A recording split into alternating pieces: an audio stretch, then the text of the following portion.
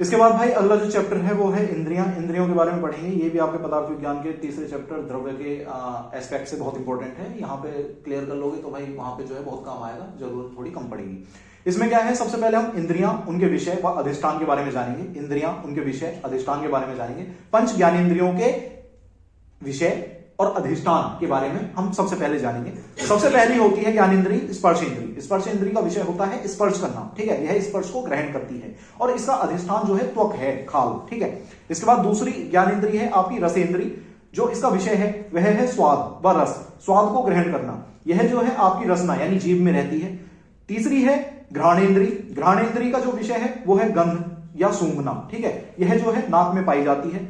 फिर चौथी है चक्षुरेंद्रिय। चक्षुरेंद्रिय जो है इसका विषय है आपका देखना या रूप को ग्रहण करना। यह जो है आंखों में पाई जाती है। और आखिरी है श्रोतेंद्रिय। इसका जो विषय है वह है सुनना व शब्दों को ग्रहण करना, ठीक है। और यह जो है आपके कान में पाई जाती है। सबसे पहले हम बात करते हैं स्पर्श इंद्रिय की। स्पर्श इंद्रिय क्या है? यह कठिनता, कोमलता, शीत, उष्ण, आकार आदि संवेदनाओं का ज्ञान करती है। भाई स्पर्श इंद्रिय है, आपके हाथ में स्पर्श इंद्रिय है, तभी आप इसको छू के जो है आकार को पहचान पा रहे हो, इसको छू के आकार को जान पा रहे हो, इसकी कठोरता, इसकी कोमलता, इसके शीत गुण, शीत ताप को, इसके उष्ण ताप को, आदि चीजों को आप ग्रहण कर पाते हो, ठीक है। किसकी वजह से? स्पर्श इंद्रिय की वजह से, यानी त्वचा में जो रहती है स्पर्श इंद्रिय उसकी वजह से, ठीक है। त्वचा की उत्पत्ति वायु की महत्ता से होती है और इसमें क्या है, जिससे त्वचा में स्पर्श गुण जो कि वायु का गुण है पाया जाता है, ठीक है। और इसमें जो है स्पर्श को ग्रहण करने की क्षमता होती है, ठीक। दूसरी जो आपकी ज्ञानेंद्रिय है वह है रसेंद्रिय। रसेंद्रिय क्या है? यह रसों का ज्ञान कराती है, ठीक है। यह जो है जीवा में पाई जाती है, क्योंकि वह जो है, जो जीवा है आपकी, जीवा जो है आपकी जल महाभूत प्रधान होती है। जीवा जो है आपकी जल महाभूत की प्रधानता से उत्पन्न है, ठीक है। इसलिए यह रसों का ज्ञान कराती है, क्योंकि जल महाभूत का गुण ही रस है। इसके बाद क्या है, यहां पे बोधक कफ का भी एक इंपॉर्टेंट रोल है, क्योंकि वह जो है रसों को ग्रहण करने में सहायक होता है, ठीक है। तीसरी जो इंद्रिय है वो है आपकी घ्राणेंद्रिय। घ्राणेंद्रिय क्या है? यह गंध को ग्रहण करती है, ठीक है, सूंघती है, ठीक है। इसका अधिष्ठान जो है नाक है, ठीक है। गंध संवेदना के लिए द्रव्य का वाष्प रूप में होना आवश्यक है, गैसेस फॉर्म में होना जरूरी है, ठीक है। क्योंकि जो वॉलेटाइल मैटर होते हैं, जो गैसेस फॉर्म में मैटर्स होते हैं, उनमें स्ट्रॉन्ग स्मेल होती है, ठीक है। आपकी जो नाक के अंदर एपिथेलियम है नोज की, ठीक है, वो जो है एक कंटिन्यूअसली सीक्रेशन छोड़ती रहती है। वो जो सीक्रेशन है, जब उससे जो पर्टिकुलर वॉलेटाइल सब्सटेंस है वो जाके मिलता है, तो जो है आपको पर्टिकुलर स्मेल रिकॉग्नाइज होती है, पहचान में आती है, ठीक है। तो इसलिए किसी भी चीज के गंध को ग्रहण करने के लिए उसका वाष्प रूप में होना आवश्यक होता है।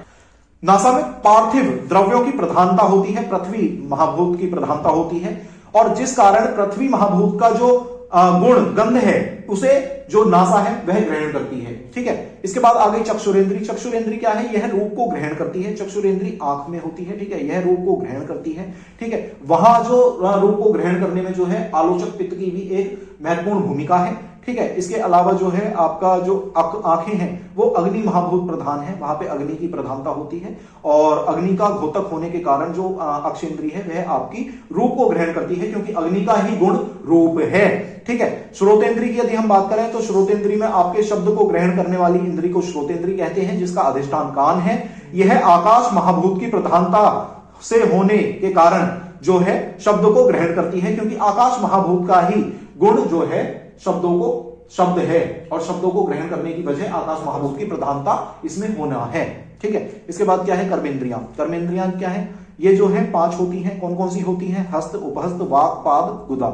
हस्त, उपस्थ, वाक, पाद, गुदा। हस्त, उपस्थ, वाक, पाद, गुदा। हस्त, उपस्थ, वाक, पाद, गुदा, ठीक है। हस्त, हस्त जो है हाथ आपके 2 हैं, ठीक है। यह जो है ग्रहण करना, किसी चीज को लेना, धारण करना, ठीक है, ये इन कामों को करता है। उपस्थ जो है मूत्र, ठीक है, त्यागना, मैथुन करना, और प्रजोत्पत्ति मतलब कि बच्चा पैदा करना में जो है कार्य करती है। उपस्थ मतलब कि आपका पेनिस, ठीक है, या आपकी वेजाइना। उसके बाद क्या है? वाक। वाकेंद्रिय क्या है? मुंह। मुंह मतलब बोलने के लिए काम आती है, ठीक है। वाणी कर्म को करने वाली जो इंद्रिय है वो आपकी वाकेंद्रिय है, ठीक है। इसके बाद क्या है? पाद। पाद मतलब होता है पैर। पैर जो है आपके 2 हैं। ये जो है मुख्य रूप से गमन का कार्य करते हैं, चलने फिरने के कार्य को करते हैं। इसके अलावा आता है गुदा। गुदा जो है मल को त्यागने के काम आती है, पुरुष को त्यागने के काम आती है, ठीक है। इसके बाद क्या है? शरीर का उत्क्षेपण, अपक्षेपण, प्रसारण, आकुंचन, त्रियक क्रियाएं सभी हाथ पैरों से ही संभव है, ठीक है। उत्क्षेपण मतलब कि उठना, बैठना, ठीक है, प्रसारण, ठीक है, फैलाना, हाथों को पैरों को फैलाना और आकुंचन करना, ठीक है, सुकेड़ना, ठीक है। इसके अलावा त्रियक गति जितनी भी है वे सभी जो है हाथ पैर के कारण ही होती है। वाणी जो है दो प्रकार की होती है, पहली है सत्य है, दूसरी है अनृत। सत्य का मतलब सच होता है, जो है सच है वो ही सत्य है, ठीक है। और इसके अलावा इसको जो है ज्योति भी कहते हैं, ठीक है, सत्य को। इसके अलावा जो है अनृत, अनृत मतलब कि झूठ। ये हो गया खत्म आपका।